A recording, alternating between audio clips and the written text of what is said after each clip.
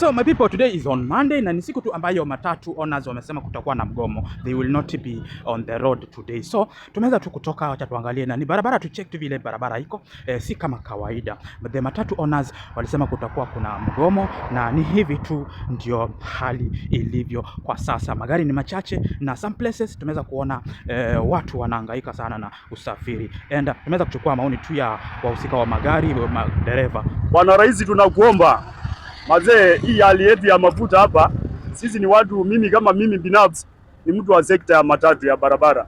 Sasa na wazizi ni wazazi.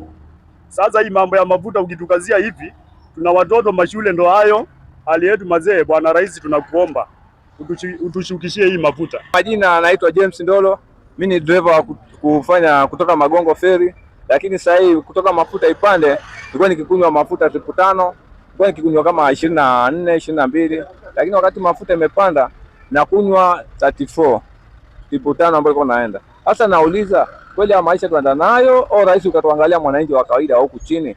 Nyinyi tunajua hamlipi mafuta, sisi ndio tunaumia mtoshaji ushuru. Kweli issue ya mafuta inatuumiza pakubwa. Na inatuumiza pakubwa sababu gani? Mafuta diesel iko juu, petroli iko chini. Hapo inanichanganya. Because mimi nafikiria petroli ndio kitu yafai iwe juu, diesel iwe chini. Hiyo mafuta ilipatikana kule Turkana, ina kazi gani? Ama ilikuwa ya kujipaka? Serikali waambie watu kama ile mafuta ilikuwa Turkana ya kujipaka, walete tujipake.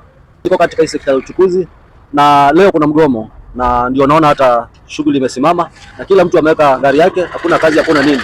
Tunalalamikia serikali kwa sababu yale mambo yanaendelea tuelewi. Maana tunasikia nchi zingine kama Uganda mafuta yako chini na inapita hapa Kenya. Hapa sisi tuko hapa mafuta imepandishwa. Haupati chochote, unafanyia mafuta peke yake. Kwa hivyo hii hali vile ilivyo, tukiendelea hivyo kazi itatushinda na mambo mengi yatakwama. Kile nalilia serikali ni wapate kuangalia katika hali ya mwananchi, maana mafuta inaguza maisha ya kila mtu, hata yule wa mboga, yule wa nini, hakuna shughuli yote inaendelea. Maana hii ikiendelea hivi watu watakuwa katika shida na tutarudi mahali tulikuwa kitambo.